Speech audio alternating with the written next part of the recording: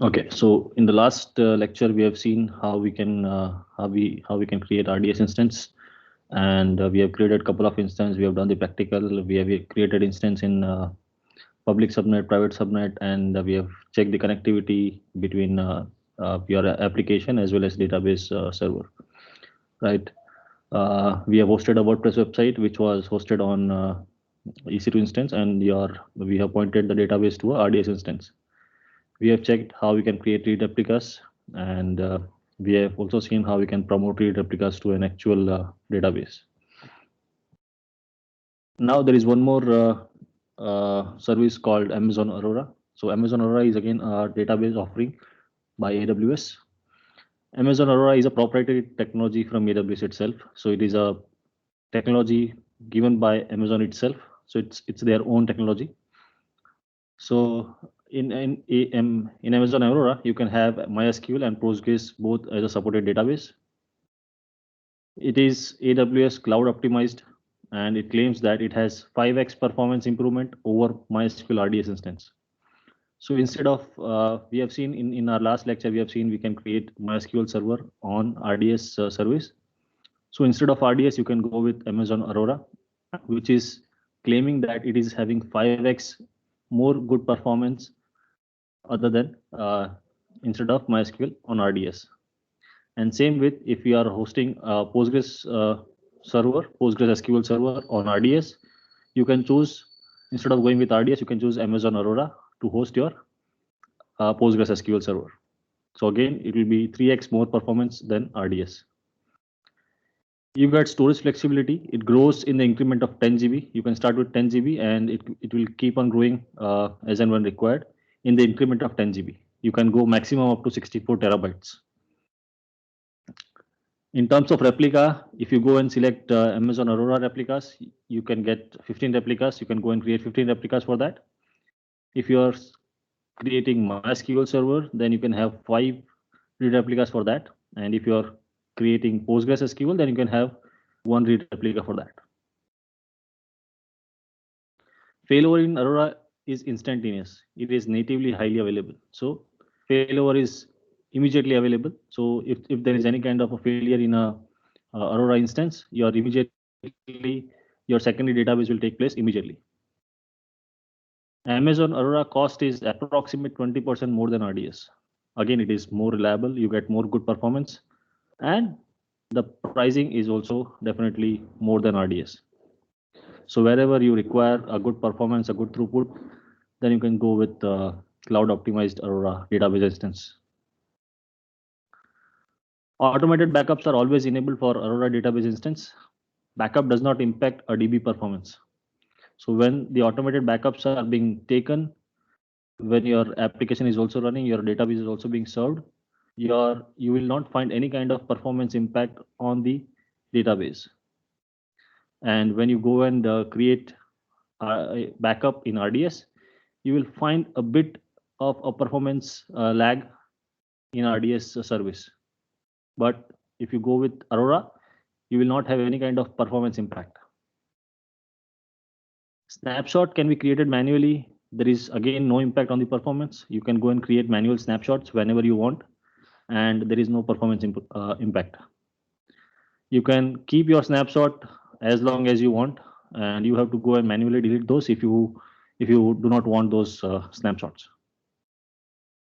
You can share snapshots across the availability zones, and you can also share it with other AWS accounts. Then there is an offering called Amazon DynamoDB. DynamoDB is a fast and flexible NoSQL database service for all the application that needs consistent single-digit millisecond latency at any scale. So if you want a good performance in terms of database and you are looking for NoSQL database service, then this is a good service for you, Amazon DynamoDB, where you get a single-digit millisecond latency at any scale. It is fully managed database and support both document and key value pair as a data model. It is flexible data model and reliable performance makes it great fit for mobile applications or web applications, IoT applications, gaming applications, and various different other applications. Your data gets stored in SSD drives. So in the backend, your data will be stored in SSD drives. So again, if you go and use SSD drives, your performance will be good. Read-write throughput is fabulous.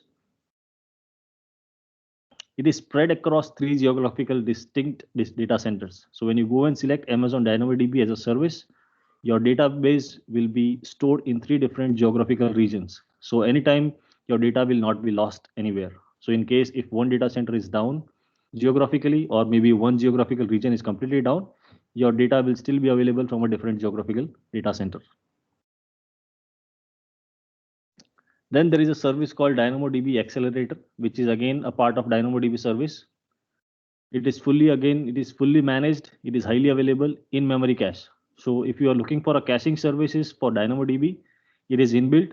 You can go and enable this DynamoDB Accelerator. What it will do is it will cache your data in memory itself.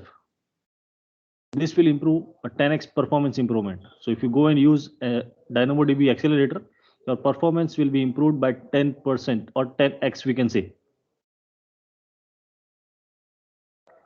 Reduces request time from millisecond to microseconds. So if you go and use DynamoDB Accelerator, your reduce request, your time of request will be reduced from millisecond to microsecond, even if there is a load. There is no need of developer to manage caching logic. So if you are having an application wherein there is a need of having a caching server in place, and there is lot many things. With what you need to do is you need to write a logic for caching, like what exactly you want in terms of caching. So there are lot many features, or there are lot many things we need to write in the code, right? So if you go and use DynamoDB Accelerator, there is no need of coding. Everything will be managed by Accelerator DAX. Costing of DAX is again pay per request. There is no minimum capacity. There is no charge for read and write. You only have to pay for the storage and the backup, whatever storage you use, and the backup you store. That is the only thing which you will be charged. If the costing is going more considering pay per request, then you can opt for provision capacity. Again, you can start with pay per request, and if you find that my requests are going more and more, then you can go and opt for a provision service wherein you get a limited or whatever type, I mean whatever limit you want, you can set that particular provision capacity. DynamoDB backup, again you can go and take the backups of that. Full backup at any point in time. There is zero impact on table performance or availability. So again, there is no performance impact whenever you go and take the backup, live backup. It is consistent within seconds and retained until manually deleted. So again, if you don't go and delete manually, it will be retained as long as you don't delete.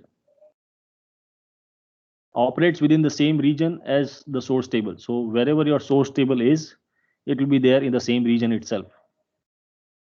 Restore, you can restore at any point of time, and it will be available for last 35 days. These are again incremental backups. It is not enabled by default. You have to go and manually enable the backups. Protects against accidental writes or deletes. Again, if you go and take the backup, so it will protect against accidental writes or deletes. Last restorable 5 minutes in past, so you can maximum go with 5-minute back. So if your database got corrupted or somehow it is not accessible, you can go 5-minute back and you can go and restore the backup. DynamoDB security. In terms of security, what we can do is we can encrypt our data which is getting stored on DynamoDB. We can encrypt using KMS key. You can generate your own key and you can use that encryption key for encrypting your database on Amazon DynamoDB, right? And in other terms of security like accessing, so what we can have is we can have VPN access, like site-to-site VPN for accessing your DynamoDB tables from on-site to AWS. You can have a site-to-site VPN. You can have direct connect. You can have VPC endpoints. So if you are using Amazon services, you are hosting a development environment or your production environment on Amazon itself, and you want to access your DynamoDB tables as well. So you can have VPC endpoints to your DynamoDB so that your link remain private to DynamoDB database. You can create IAM policies and rules so that you can limit the access. You can fine grain your accesses. So whatever access is needed, only that needs to be provided to the user. You can enable CloudWatch for monitoring and CloudTrail, like whatever things are going on, everything can be tracked from CloudWatch and CloudTrail. Then there is an offering called Amazon Redshift. Redshift is again a database service. It is being used for data warehousing, and Redshift is fast and powerful, fully managed petabyte scale data warehouse service. So you can scale it up to petabytes. It is a data warehousing service where your data is in petabytes. Customer can start small for just $0.25 per hour with no commitment. Or you can go with upfront payment cost and scale up to petabytes or more than 1,000 rupees per terabyte per year. So the cost is $1,000 per terabyte per year. So if your data is in terabyte, you have to pay 1,000 rupees per year. It can be configured as follows. You can configure it in a single node. You can configure it as a multi-node. Multi-node will be having multiple compute instances, wherein again in multi-node there are two different instances. One will be acting as a leader node and the other will be compute node. So leader node will manage client connections and service receive queries, and compute node will store data and perform queries and computations. Amazon Redshift automatically distributes data and query load across all the nodes. So it will automatically distribute data and query across the different nodes which are available. You can easily grow by adding nodes to match up the load requirement. So as and when there is a load increases, you can keep on adding nodes. Available in only one single availability zone. So you can use, if there is any kind of requirement for data warehousing, then this is one of the service of AWS which we can use. Again, backup, you can enable backup. Backup is by default enabled by default with 1 day retention period. It is again backed by S3. So in the backend, S3 storage is being used for storing the backup. Maximum retention period is again 35 days. You can store your backups up to 35 days. Redshift always attempts to maintain at least 3 copies of your data. So your 3 copies of your data is being maintained so that you do not lose any of your data.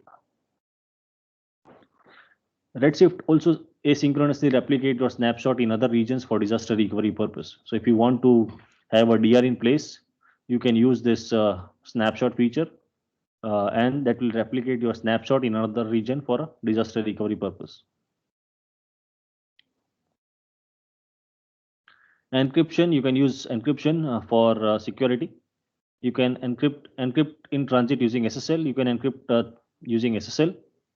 Encrypt at rest using AES 256-bit encryption protocol. Redshift take care of key management. You can also change to KMS or Cloud HSM for encryption. So in this Amazon Redshift, encryption is enabled by default. It is in transit. It is enabled as SSL, and your data at rest is being encrypted using AES 256. And key management is taken care by Redshift itself. But if you want to go and change it to KMS or Cloud HSM, you can go and change it to KMS and Cloud HSM. KMS is key management service, and Cloud HSM is a dedicated hardware to manage encryption. So that is again, it is one of the offering from AWS Cloud HSM. That is a dedicated hardware given to you to manage the encryption encryption cycle. Then there is a service called AWS Elastic Cache. This service is being used for caching. Elastic Cache is a web services that makes it easy to deploy, operate, and scale an in-memory cache in the cloud. So this is in-memory cache as a service provided by AWS, named as AWS Elastic Cache. Caching service improves the performance of web applications by allowing you to retrieve information from fast managed in-memory cache instead of relying entirely on a slower disk-based database. right? So what it will do is your database, your entire database will be cached in Elastic Cache Server, and your first request will come to Elastic Cache Server, and that will be served from there itself. So that will be a faster server where your request will be served faster, right? So it improves the performance of your applications, whatever performance, I mean, whatever application you have deployed, and if you're accessing that applications, you will find a more performance. Uh, your application will be served faster.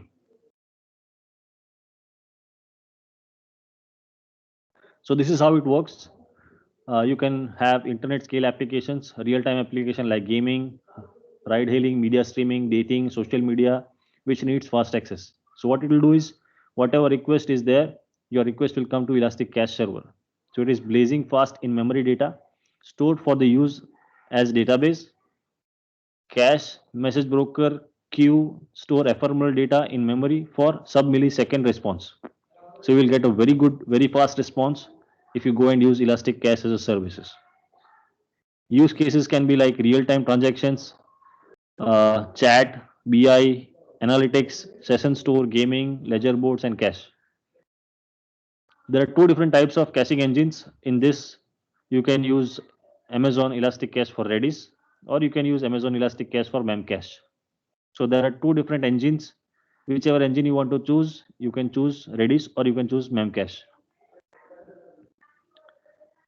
You can use Elastic Cache to increase the database and web application performance. So this is what we have already seen. Redis is multi-AZ. You can do backups and restore for Redis. So you can also take the backup of your Redis instance. You can restore it any given point in time, whatever you want.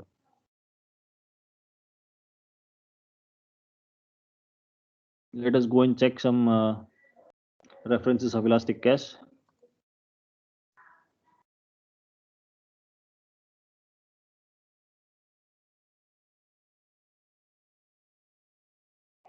So here you can see these are the caching engine which are available. Amazon Elastic Cache for Redis, Amazon Elastic Cache for Memcache. What are the use case of it? Building a real-time application across the versatile use case like gaming, caching services, session store, queuing with advanced data structure, applications, and point-in-time snapshot support. And Memcache is used for building a simple, scalable caching layer for your data-intensive applications. So both of them are used for different purposes. So whatever applications you design, study first, analyze first, and then you can decide which engine to be used for your particular applications. Some of the use cases you can go and refer. Use cases are, first is caching. Amazon Elastic Cache can be used for highly available in-memory cache to decrease access latency, increase throughput, and ease of load your relational or NoSQL database with sub-millisecond response time for either Redis or Memcache engine. So here you can see your client is requesting, your request is coming to Elastic Cache directly, and backend can be like Amazon S3, Amazon RDS, MongoDB, Cassandra, whichever file store or database are, right? Session store, you can use session store, your internet scale based applications, user preference, whatever preference is there. The request will come to Amazon Elastic Cache and the personalized applications. Same way you can use it for machine learning purpose or AI purpose, artificial intelligence, data store, data transformation, your again different services of Amazon, Amazon EMR, SageMaker, EC2 instance, model building and training.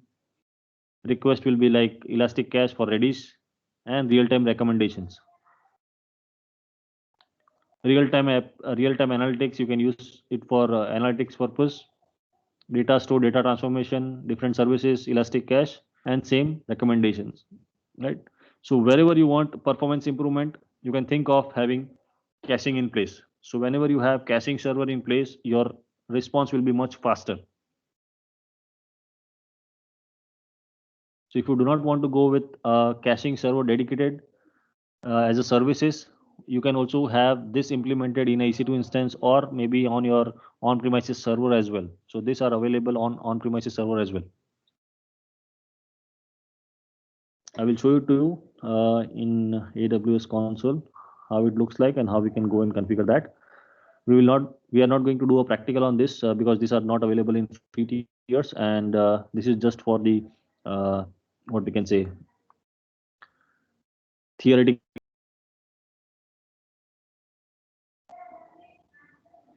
Okay, so for DynamoDB, you can go here and type DynamoDB.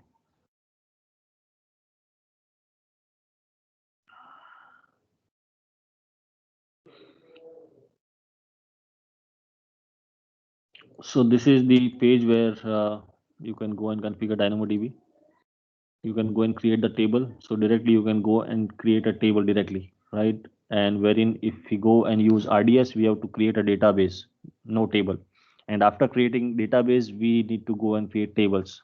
And here we don't get the option of creating database. We directly get the option of creating tables, right?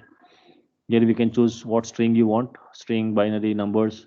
So these are again uh, technical, or what we can say development kind of a stuff, wherein if you are a developer, you will get more understanding like how we can create a table, what can be the use of it, what can be the value of like you want to store a string, you want to store a binary, or you want to store a numbers.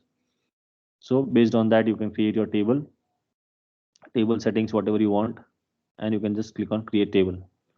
Your table will get created, and then you can start using, you can refer your application to this particular table, and it will start serving your data. Then same way DAX, if you enable DAX, this is the option from where you create a cluster of DAX, and again it is a fully managed service. So whatever region you select, you can go and change your regions wherever you want to deploy. Then we were seeing cache, Elastic Cache.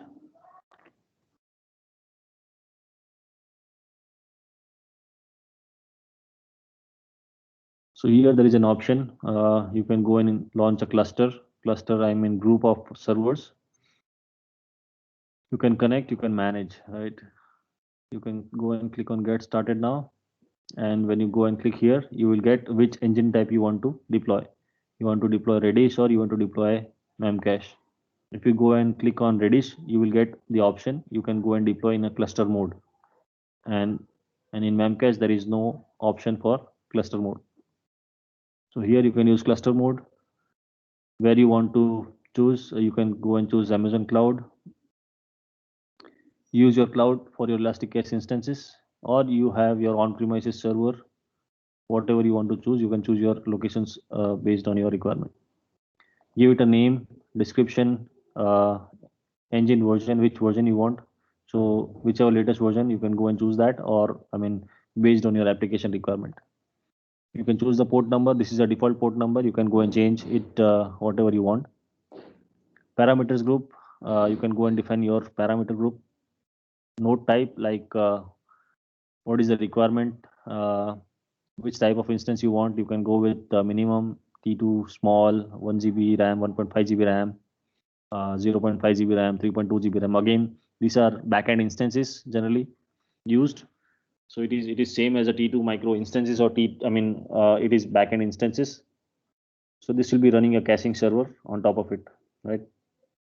So whichever instance type or whichever instance family you want, you can go and choose that. So you can go up to like 419 GB, 25 gigabyte of network performance. Then you can go and create number of replicas. So if you want replicas, minimum 2, or you can go with 1. If you want it to be multi-AZ, you can go and click that, or you can disable that if you want a single availability zone. Subnet group, in which subnet you want to deploy, you can give it a name, your VPC ID. So if you have multiple VPCs, you will get the options. In which subnet you want to deploy, you can go and select that.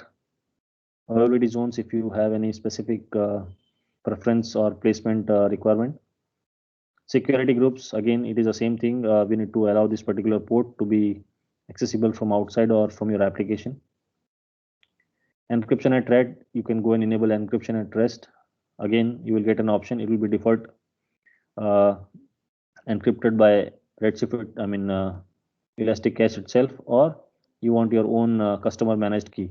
So you can go and create KMS key and paste it here. You can use ARN of that particular key. You can enable encryption in transit. Just click on that and you can select the options. Then import data to cluster.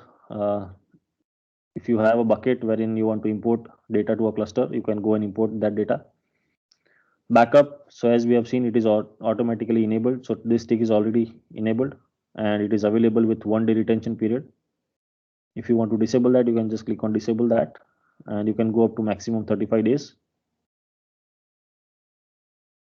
Maintenance window, again we need to provide a maintenance window so that patching, upgradation of backend instances, security, everything will be taken care by Amazon at the time which you specify. So whatever time you specify, at that time they will do the maintenance, required maintenance.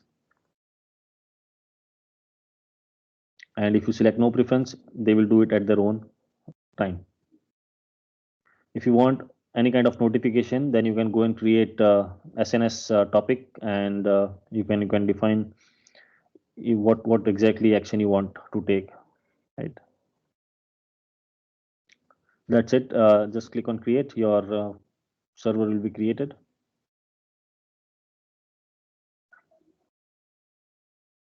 Then service was there. Aurora. Okay. So for Aurora, if you want to go and deploy Aurora, we can go RDS. We need to go and launch it from RDS only. Just click on RDS.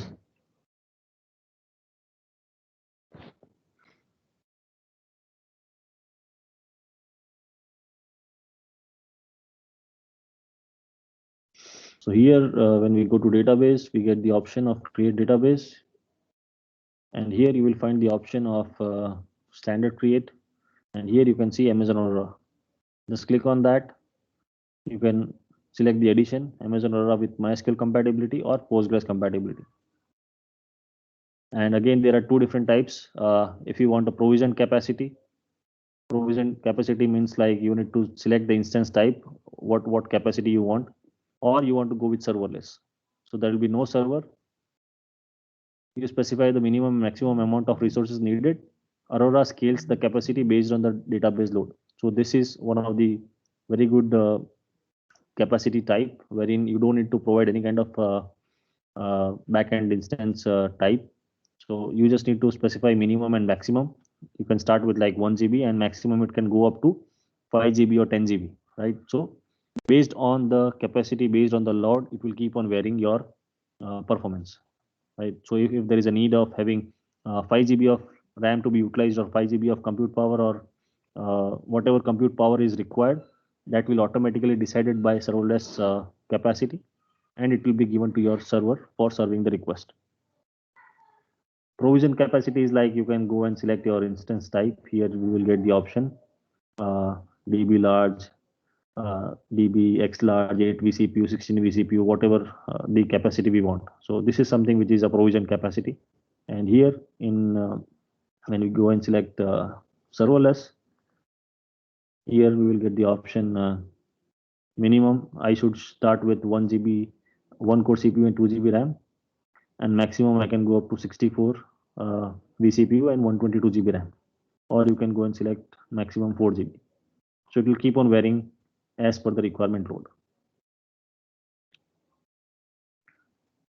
Then a replication feature. You want single master or multi-master? Show versions. Okay, database version. You can go and select the database version, which version you want.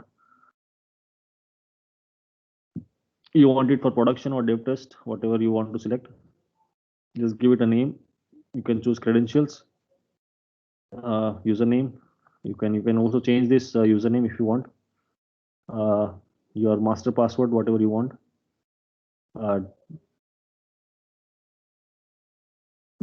You can select the instance type which you want to host, where you want to host, provision capacity. Deployment type is again multi-AZ or single AZ. So if you go and create multi-AZ, it will create Aurora read replica or a reader mode in a different availability zones recommended scaled availability. So if you go and click this, it will create master database, read replica, and the backend database. You can select the VPC where you want to host. You want public access to be given or not, yes or no. You can select the VPC security group. An additional configuration is like, again, database name, the same thing which we have seen in RDS.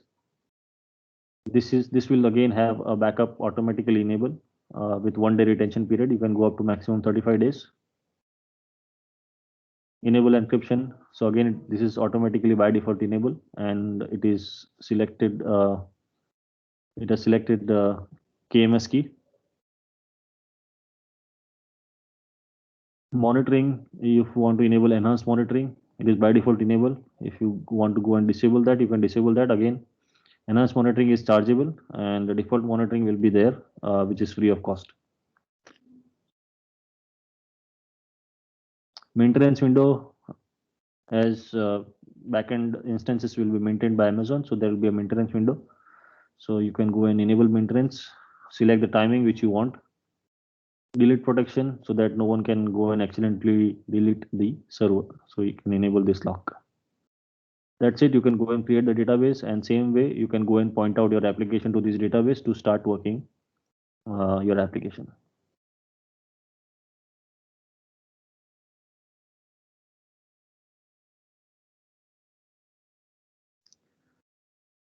Redshift, let's see.